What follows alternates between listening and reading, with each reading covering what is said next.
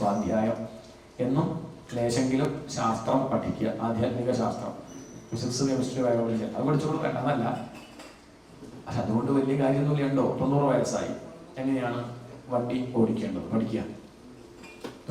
മോശമൊന്നുമില്ല, തെറ്റുണ്ടെന്നല്ല. പക്ഷെ ആ സമയത്ത് ശ്രദ്ധിക്കേണ്ടത് എന്താ? ഭജഗോവിന്ദം ഭജഗോവിന്ദം. ആധ്യാത്മികമായിട്ടുള്ള കാര്യം ശ്രദ്ധിക്കണ്ടേ? ഇനി അത്രയും കൂടെ അല്ലേ ഉള്ളൂ എന്ന് പറയണ്ടേ? അപ്പൊ അതാണ് സ്വാധ്യായം. തനിക്ക് നേട്ടം ഉണ്ടാക്കുന്ന കാര്യം, നേട്ടം എന്ന് പറഞ്ഞാൽ ഭൗതിക നേട്ടമല്ല, ആത്മീയമായിട്ട് തനിക്ക് ശാന്തി തൃപ്തി തരുന്ന വിഷയം, അത് ക്രമത്തിൽ ശാസ്ത്രീയമായിട്ട് ദിവസവും അർത്ഥസഹിതം പഠിക്കുന്നതിനെയാണ് എന്ത് പറയുക? സ്വാധ്യായം. വേദപഠനം അല്ലെങ്കിൽ ഉപനിഷത്ത് പഠിക്കുക, ശാസ്ത്രം പഠിക്കുക. അത് വെറുതെ വായിക്കലല്ല. വെറുതെ വായിക്കല് ഒന്നുമില്ല, അങ്ങനെ ചെയ്തോളൂ. വെറുതെ വായിക്കുന്നതിലുപരി അർത്ഥം മനസ്സിലാക്കി പഠിക്കുക. ലേശം മതി. അപ്പോൾ എല്ലാം പഠിച്ചാലും പറയുന്നില്ല, പലരും പരാതി പറയാറുണ്ട്, ഞാൻ തന്നെ കേട്ടിട്ടുണ്ട് കുറെ. ലേശെങ്കിലും പഠിച്ചോട്ടെ ചോദിച്ചാൽ ഞങ്ങൾക്ക് സംസ്കൃതം അറിയില്ല, എന്താ ഇതൊക്കെ പഠിക്കാൻ പറ്റും ഒക്കെ എന്നല്ല പറഞ്ഞത്. ഇപ്പൊ സാന്ദ്രാനന്ദാവബോധാത്മകം അത് പഠിച്ചോളൂ. മറ്റതൊക്കെ അവിടെ നിൽക്കട്ടെ. സാന്ദ്രം അതെങ്കിലും പഠിച്ചോട്ടെ. എന്താ ഈ സാന്ദ്രം? അത്രേ ചോദ്യമുള്ളൂ. മതി. നീ ഈ ഒരു 100 വയസ്സ് വരെ ജീവിക്കുന്ന അതെങ്കിലും പഠിച്ചാൽ മതി. ആ ഒരു ശ്രമം നടക്കണ്ടേ? ഇത് തീരെ നടക്കണില്ല. അതെങ്ങനെ ചൊല്ലുന്നുണ്ട്, പക്ഷെ ചൊല്ലുന്നത് മോശം നല്ല കിട്ടും. അർത്ഥം മനസ്സിലാക്കി ചൊല്ലുമ്പോൾ ഒന്നുകൂടി ഒരു രസമുണ്ട്. ആ രസം കൂടി അനുഭവിക്കട്ടെ പറയണമെന്നേ ഉള്ളൂ.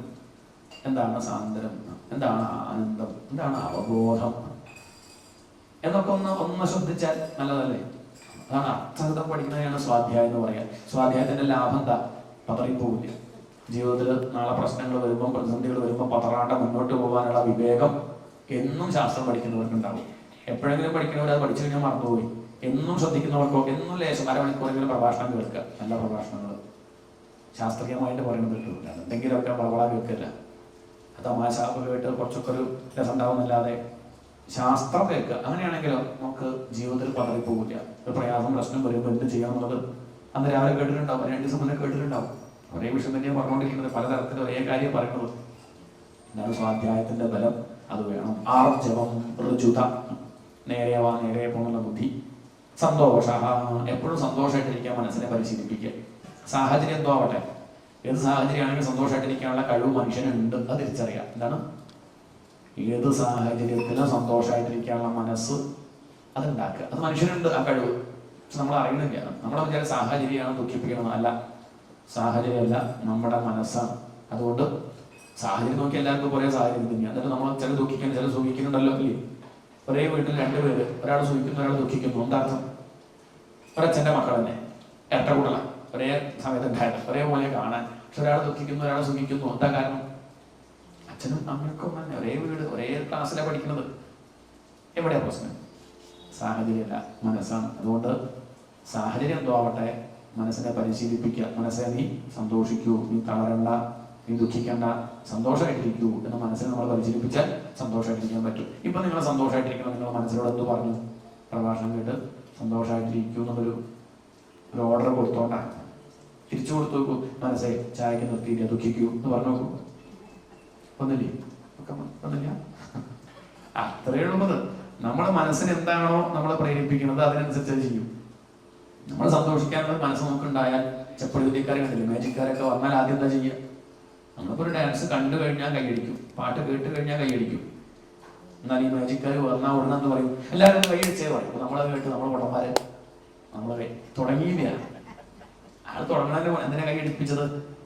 നമ്മളെ സന്തോഷിക്കാനുള്ള മനസ്സ് നമ്മൾ ഉണ്ടാക്കി. ഇനി അയാൾ എന്ത് ചെയ്താലും നമ്മൾ എന്ത് ചെയ്യും? നമ്മൾ സന്തോഷിക്കും. നമ്മൾ തയ്യാറായി കഴിഞ്ഞു. ഇനിയിപ്പോൾ അയാൾ എന്ത് ചെയ്താലും നമ്മൾ എന്ത് ചെയ്യും?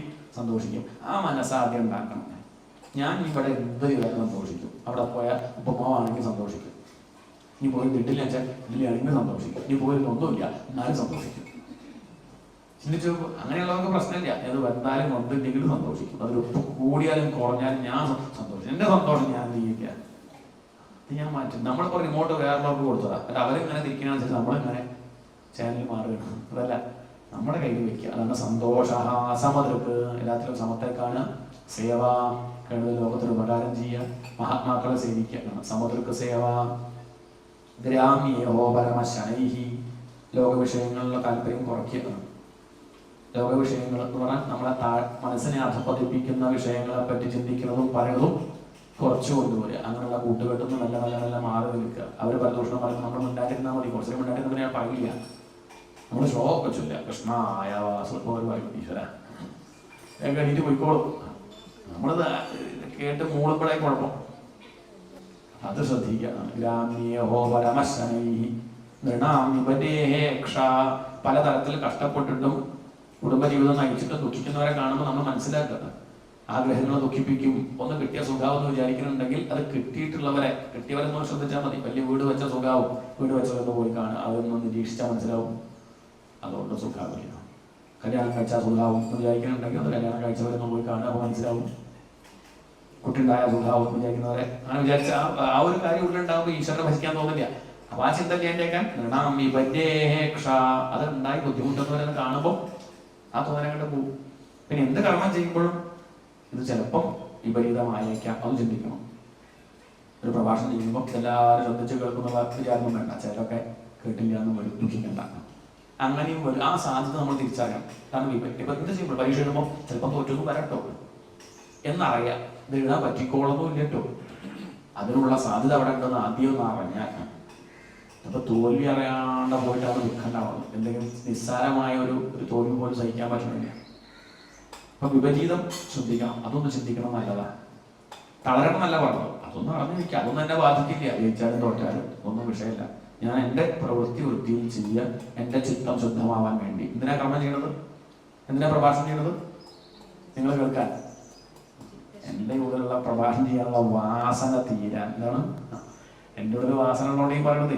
അതങ്ങോട്ട് തീരട്ടെ, അതങ്ങോട്ട് തീരട്ടെ. അതിനു വേണ്ടി അത്ര ചിന്തിക്കാവും. ബാക്കി എന്ത് ചിന്തിച്ചാലും ദുഃഖം ഉണ്ടാവും. ശ്രദ്ധിച്ചാൽ സന്തോഷം ഉണ്ടാവും. അതും വിഷമം തന്നെയാണ്. അതും വിഷമം തന്നെയാണ്. സമഭാവം മാറുകയാണ്. ദുഃഖിച്ചാലും അതും വിഷമം തന്നെയാണ്. അതുകൊണ്ട് ശ്രദ്ധിക്കണം.